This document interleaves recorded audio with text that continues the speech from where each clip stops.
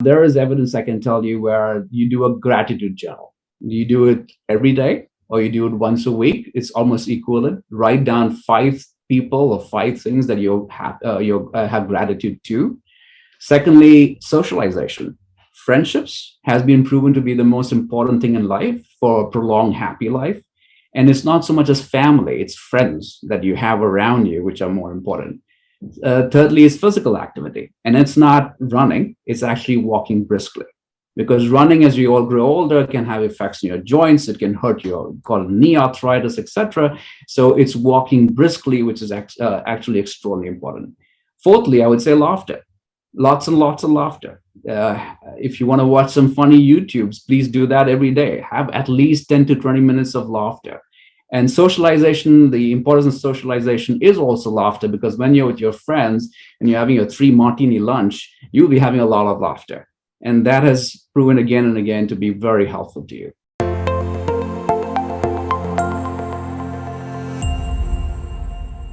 Hello, and welcome to the brand called You. Today, the brand is Dr. Moiz Kasubhai. He's the Associate Chair of Medicine and the Chief Hospitalist at the Lincoln Medical and Mental Health Center. He was educated, did his MBBS and MD from University of Mumbai, then studied in UK, and then has been in United States for a long period of time. Welcome to the show, Moiz.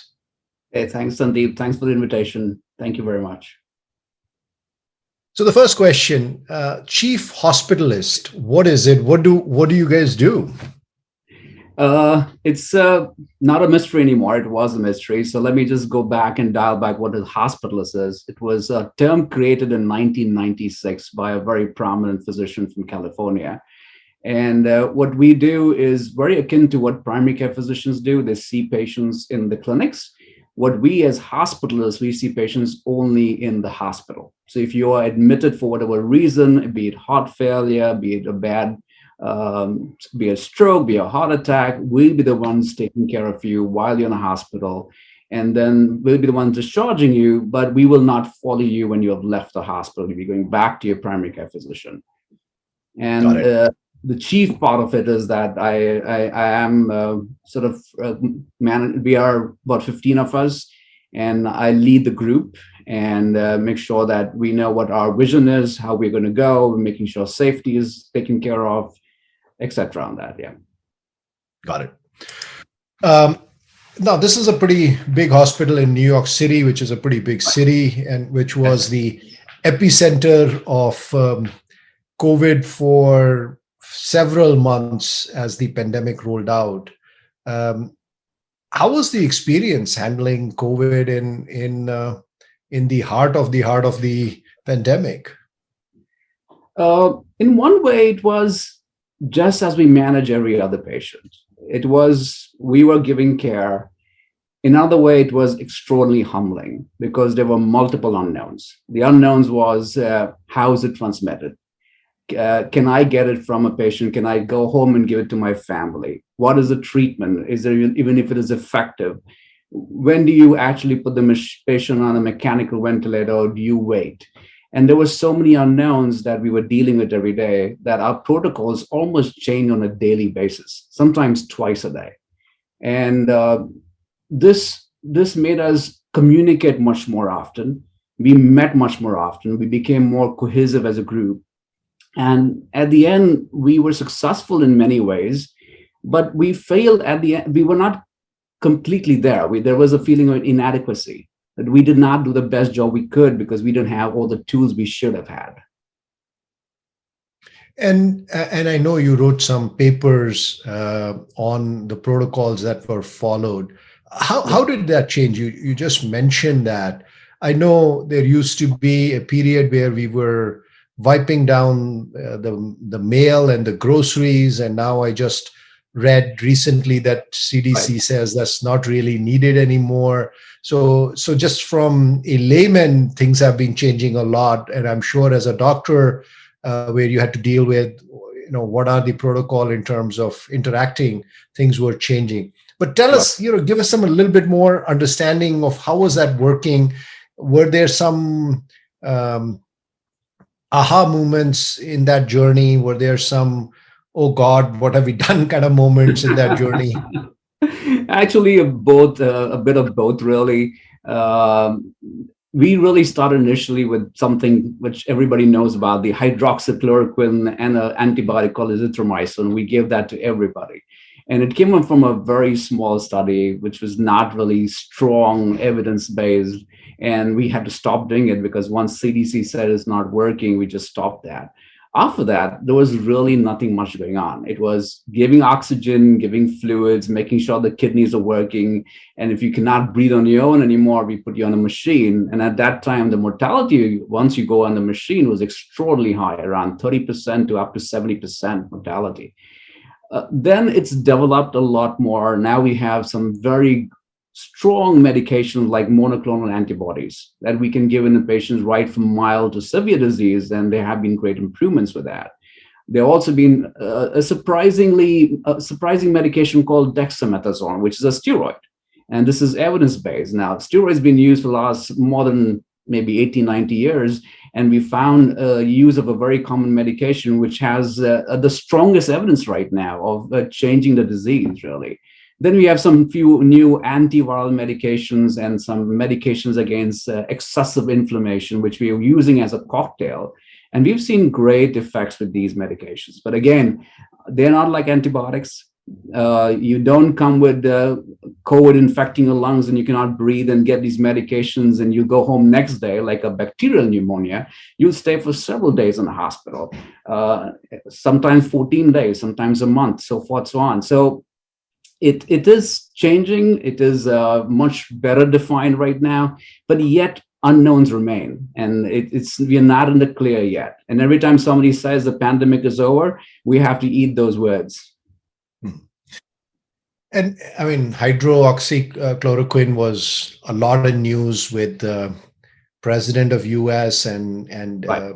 in some level even prime minister. So I do remember those times. But now I hear a lot about remdesivir as well. Is that so? So the medication the treatments keep changing. I think Yes. recently I read about a nasal spray which seems to be destroying or supposed to destroy 99-95% of the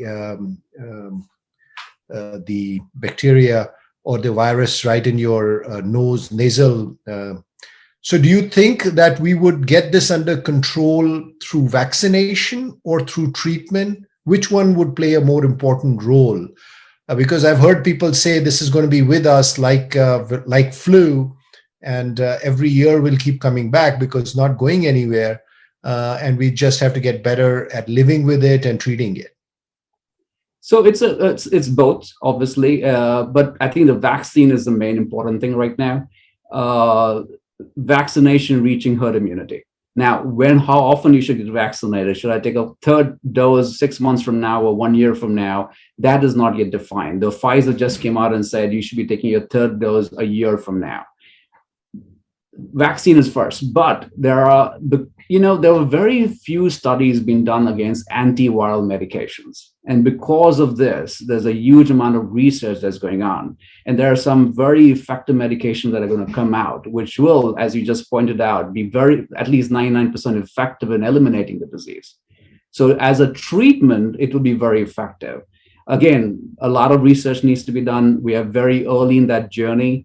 But at this point, I would say vaccinate, vaccinate, vaccinate. That's the way we're going to save ourselves. That's how we're going to open up the country. That's how business will be back to normal.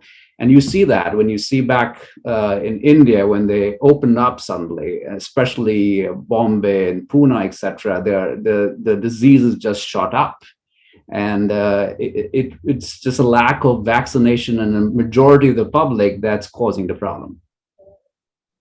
So there are politically two very divergent views on how impactful these measures are that we get to see in debates that happen in the Congress or the questioning that they do.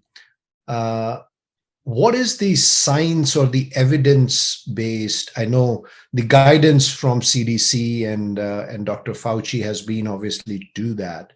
But when you look at the data for a state like California and a state like Florida, which had very different regimes, um, do you feel there is enough evidence supporting the kind of very good commonsensical thing that take precautions? But is there evidence supporting that in your view? Uh, Not strong evidence, but there is evidence that wearing a mask is important, social distancing is important. And you're completely right. I mean, Florida has opened up the place. You can go now there to any city in Florida and go to a restaurant. They are full of people. There are no empty tables. There's no spacing out. And the disease is pretty well controlled out there as much as in California. But what we have seen in our community and other places where people who do not wear masks are more likely to get it, and you're more likely to transmit it. So, well, you're not protecting yourself, but you're not protecting the others around you also, and that is a problem. But again, it will take another 2-3 years to settle these questions. At this point, we can say we be rather more cautious and wear the mask and do social distancing than rather be sort of laissez-faire, as is sort of happening in Florida. And it's more sort of politically motivated, more for the business to start booming, which is, again, a very appropriate thing in its own set, because business suffering, people suffer, families suffer. There's always sort of unintended consequences for everything that we do. Yeah. Yeah, so be cautious, but science will take some time to really give us any kind of conclusive answers. Yes. Let's change gears a little bit, talk about some other topics. I know you are a passionate vegan, and you have written about nutrition and it's important. When did you decide to become a vegan, and why did that transition happen? Well, it was interesting. I mean, I didn't expect to become one. I didn't expect to become a nutritionist sort of expert at this. But I was in a phase where I was watching a lot of documentaries on Netflix. And then I came across this one called Forks Over Knives. That means you use a fork to eat, do not use a knife to cut the meat. And that had a tremendous influence on me. And I overnight changed. I said, I'm not going to have any more animal proteins. I'm not going to have any more decreased amount of oil intake. And within a few weeks, and I could see I lost 30 pounds. I felt better. I felt more energetic. And then I started looking at the science behind it. And there was such tremendous amount of science and variation. And there are places in the world where there is no breast cancer. There is places in the world that people live up to 80 years and have normal coronaries. That they do not die of heart attacks. They do not die of diabetes or complications. And that was a real eye-opener. If you look at a story out in any developed countries, and in the United States in particular, 75% of our budget goes to chronic diseases. And those chronic diseases are your high blood pressure, your diabetes, strokes, heart attacks, etc. And very little is going in prevention. So if you can, and then again, I have a very strong family history of early heart attacks. My father died at 37 years of age. His father died very early. So combined with my feeling that this will be a game changer, which I believe at the end is coming out to be true. I really adopted this diet, and I'm being a sort of a passionate evangelical follower of it right now. Yeah, I know you have. Didn't you present it in with the congressional committee or something? Or I know Yes. you did write about it, and this has always been an interesting conundrum. I know it's becoming more popular. A lot of people say about it. There's this famous China study which followed 600,000 people to talk about this. And is the evidence now incontrovertible in terms of it will have an impact on heart disease, strokes, or where are we in that journey of learning about this? I would never say incontrovertible, but it's going towards that. The studies are mainly observational studies, so they're not really randomized control trials. The randomized control trials are small, so you really cannot say that these are appropriate. But the observation studies are 20,000, 40,000 patients in that. And a recent observation study came out about red meat, and clearly increase in heart disease if you have more red meat. If you have more eggs, there's more increased heart disease, so forth, so on. So the studies are coming out more and more. And if you rightly pointed out the China study, which was done by Colin Campbell, who is actually the guru of whole plant-based, said the same thing, that in certain parts of China, there is no heart disease, there's no breast cancer, and all they eat is mainly veggies. And if you go back to, say, prehistoric time, where we were mainly hunters and gatherers, we were eating mainly berries and fruits and veggies, and the meat was probably a diet once a week because it was not easy killing animals.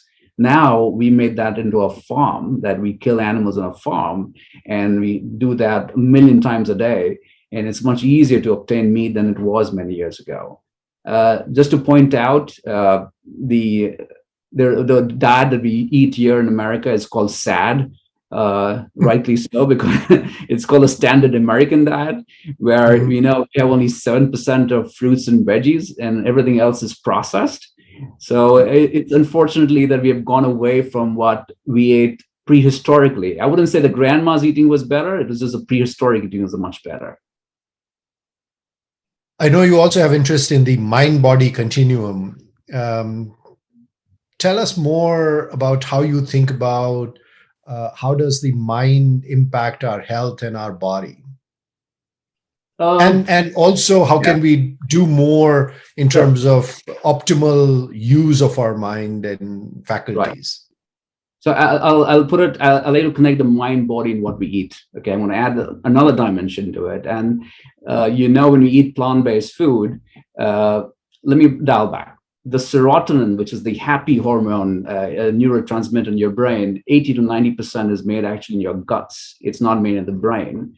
And it's what you eat makes you happy, because the plant-based food increases the amount of serotonin that is made in the gut and then transmitted and then sends signals to the brain. So it starts with what you eat. But yes, let me give you an example, good example or a bad example of mental health. When we look at our children, and if our children have been exposed to, say, some early death of their parent, they've been exposed to violence, they've been exposed to sexual abuse, and they have something like 4 different factors when they were young, when they grow older, are twice more likely to get strokes, high blood pressure, diabetes, and heart attacks. Just looking at what happened in their childhood, when they grow adults, they're more likely to get this disease. So there's a strong influence right from childhood. Let me look at the positive part of it, where there was a study done where they taught resilience therapy by mindfulness to our population. 25% decrease in health insurance cost, just by teaching them mindfulness, resilience and mindfulness together, and 25% decrease. Another example I can give you is that there were housekeepers in a hotel were taught that whatever you do is exercise. What they did was changing the bed sheets, etc. That's considered exercise. And because they thought that was exercise, their blood pressure and weight decreased in 4 weeks, compared to other similar housekeepers who were not told that this was the exercise. Thirdly, I'll give you another example, is where if you, by imagination, think you're doing exercises for a particular part of your body, your strength will go up by 24%, just by imagining that you're actually exercising that particular part of the body. So there is tremendous influence of your mind over your body, many negative, many positives. Do we know the exact mechanism right now? Not so much. But for instance, mindfulness will decrease your sympathetic activity and increase your parasympathetic, that's your vagal nerve. So that slows down your heart rate. It slows down all your. What does that mean in English? Clarify a little bit. I'm not sure I understood that, and maybe the speaker, the audience might not be able to get that either. So if you have less amount of sympathetic, that means your blood pressure is better controlled. Your heart rate is slower. That means your metabolism is slower. So there's less amount of risk of getting heart attacks, diabetes, etc., because you're able to control your mind better with that. So there are a lot of mindfulness effects. Again, we yet do not know why and how it happens exactly, but there's such strong proof that there evidence exists right now, which is observational evidence that exists right now. And the point to take is, how do you sort of manage this? How do you practice this on a daily basis, right? I mean, okay, now there is evidence I can tell you where you do a gratitude journal. You do it every day or you do it once a week. It's almost equivalent. Write down five people or five things that you have gratitude to. Secondly, socialization. Friendships has been proven to be the most important thing in life for a prolonged, happy life. And it's not so much as family, it's friends that you have around you, which are more important. Thirdly, is physical activity. And it's not running, it's actually walking briskly. Because running as you all grow older can have effects on your joints, it can hurt your called knee arthritis, etc. So it's walking briskly, which is actually extraordinarily important. Fourthly, I would say laughter, lots and lots of laughter. If you want to watch some funny YouTubes, please do that every day. Have at least 10 to 20 minutes of laughter. And socialization, the importance of socialization is also laughter, because when you're with your friends and you're having a 3 martini lunch, you'll be having a lot of laughter. And that has proven again and again to be very helpful to you. So these are 4 or 5 things that you can do to stay healthy in mind, body, and of course, eat the right food. I cannot stress that more often. So the doctor has already given me advice for a 3 martini lunch, and that the serotonin is produced in the gut. So every time I think that having that ice cream cone is going to make me happy, I'm actually not wrong. You're absolutely right. Okay, going to your childhood, what are some of the major influences that shaped your childhood and have shaped your life? I would say one major influence was my early death of my father. I was only 2 years of age when he died, so I have absolutely no memory of that. And that suddenly put us from a fairly comfortable upper middle class to a now suddenly struggling low middle class, where we lost the benefits of having adequate amount of nutrition, house to stay, etc. And that has left a sort of a mark on me to a large extent, in sense that it did affect my education initially, my ability to make friends, socialization when you don't have a father figure at home who has connection with other father figures around. It did affect my socialization. I became irreligious to agnostic. I did not follow the prescribed religion of my family. And that, I believe, was a benefit to me, really. And also, what I then relied on a lot was books. The books became my mentors. I read a lot. I learned from that a lot because I did not really have a father figure to learn from. And I think that has that has stayed with me, because it have become more resilient to any sort of adverse effects, and it doesn't shake me when things go very, very wrong. And also has continued my love of books, because that has really grown with me every year. My next question is: failure in life tends to shape us sometimes more than success does. Tell us a time where failure happened, and how did that shape you or change you, and what has it impacted? I mean, there have been multiple failures in my life, but I think the main failure, I would say, is failure to imagine a different life. And when there is an academic setback, I failed at that. And rather, I said, if I failed on this, I could have done something else. And let me put it back this way. So when I finished my internal medicine residency, I wanted gastroenterology. I was really hell bent on that. That's what I wanted. I even got it in a hospital, but because of visa issues, I could not complete it. That really disappointed me. And then what I chose to then become was a hospitalist as sort of a default. Now, looking back, as a hospitalist, I'm far more happy than I can ever be, because now I'm a generalist. I understand how a hospital works. I have far more relations with far many more specialists and departments. And that is actually a leadership position. So that was a failure imagination that not being a GI is going to affect my life. And I thought where I should have thinking that, hey, I could have done something else. And I did something, and I'm actually much more happy with that. Second, failures that come along in our lives is usually with relationships. And there again is a failure of imagination. So there's always a sort of built up boredom ultimately in relationships where they become sort of status quo, where the conversation become very transactional and not imaginative. And my failure to do that did create a lot of stress and tension in my relationships. And when I said that, hey, let's renew them, let's do different things, let's imagine a different life. Once I did start imagining a different life, these relations changed. They spiced up. We did different things together. And it has been, again, a journey which has obviously educated me and re-educated me very often. But again, at the end, I really believe it's a failure of imagination rather than failure in any sphere of life as such. Remarkable. Quite an interesting take on this question. I've asked this to many people, but this is a unique answer.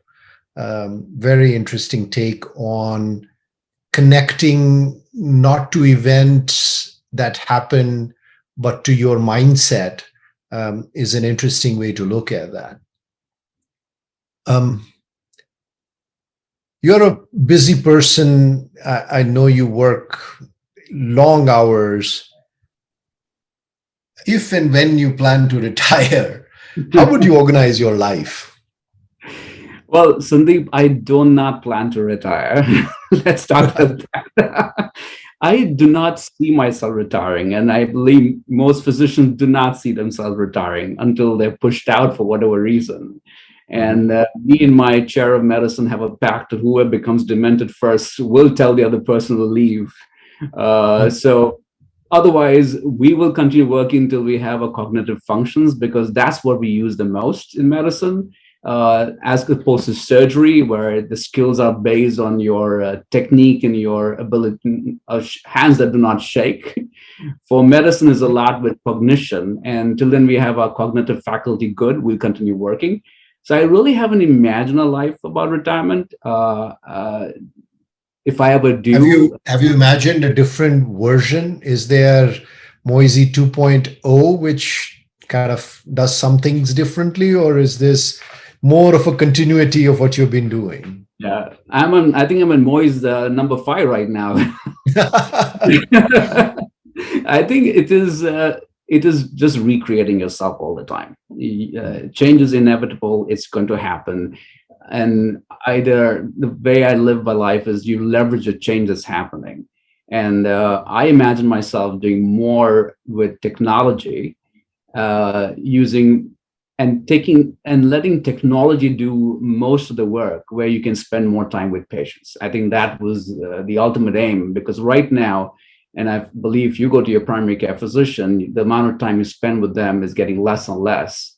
And they are knowing you as a person less and less, because there are so many technology requirements of putting in certain things on your file, and that it consumes all that time. What I imagine is where I'm having a conversation with you, and all of that has been recorded while I'm talking to you. And I come to know you much more in detail. And the rest, like, hey, prescriptions, your screening procedures like colonoscopies, etc., will be taken care of by technology. But then I'll know you better as a person, much more than I know you now as a person, if I'm your physician. Got it. Very interesting. No, this passion for bringing technology into it is a very interesting topic. And a lot is happening in that space. Not obviously, we hear about it through genomics and other kind of technology innovations, but even at the interface of how medicine is delivered, which is what you're talking about, I think it'll change a lot. Maybe some combination of natural language processing and artificial intelligence will combine to make that better. Yeah, I mean, so I don't, just to give a little point out there, I don't think AI or natural language processing will able to think common sense approach to medicine. That yet needs a physician, that yet needs eye-to-eye contact, that yet needs somebody coming and examine you. I think it was hyped, AI, to a large extent, for medicine. And 5 years ago, if you had asked me about AI, I would say it would be all AI and physicians have no role. Now I see is that physicians have an extraordinary role in patient care. And what we need to reignite is that compassion that we have lost because of the extraordinary requirements from technology. So technology is inhibiting our compassion. So it has to develop in a way that it makes us more compassionate and does things for us, which would be routine stuff. Take the routine out. Let me break the barriers between the patient and me, and let me communicate as much as I can. So what is that element that's not routine? Is that getting to know? Is it compassion? What would you say is that secret element which is not routine? I would say, hey, how's your dog? What happened? Where did you go for a walk with it? Did you go vacation with your family? How was your interaction with your family? Hey, how was your interaction with your friends? Do you walk enough? And where you walk, where do you go around? What's your vacation like? What's your work like?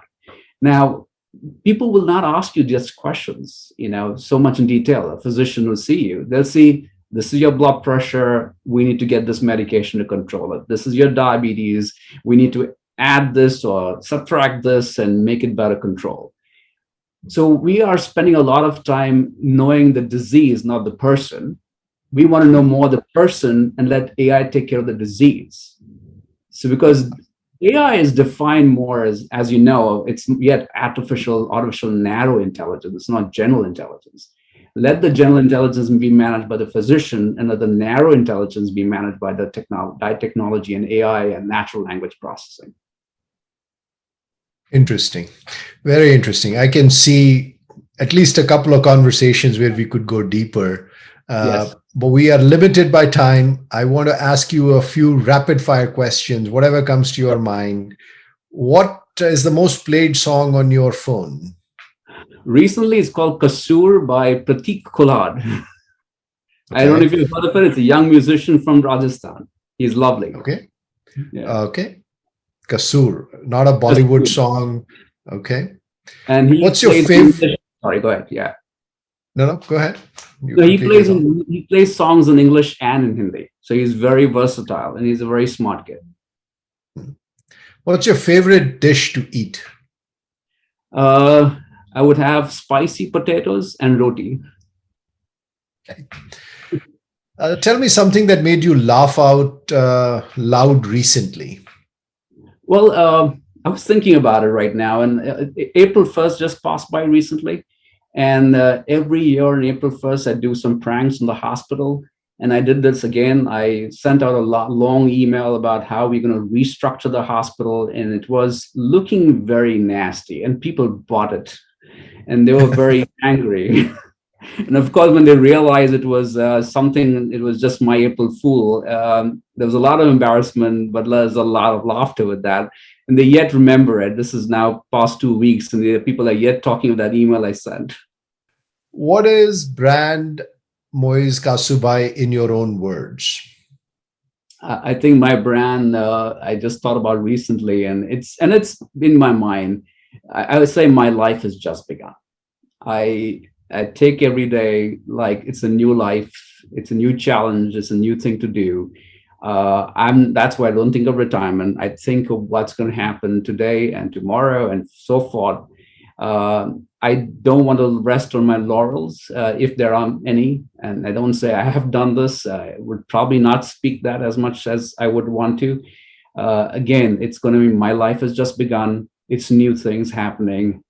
Take the challenge, go forward, enjoy it. Most of all, you got to enjoy what you're doing at the end.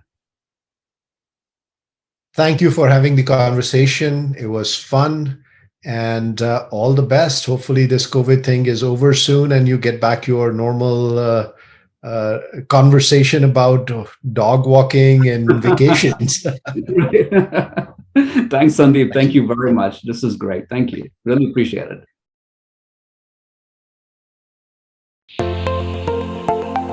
Thank you for listening to the Brand Called You videocast and podcast, a platform that brings you knowledge, experience, and wisdom of hundreds of successful individuals from around the world. Do visit our website www.tbcy.in to watch and listen to the stories of many more individuals. You can also follow us on YouTube, Facebook, Instagram, and Twitter. Just search for the brand called You.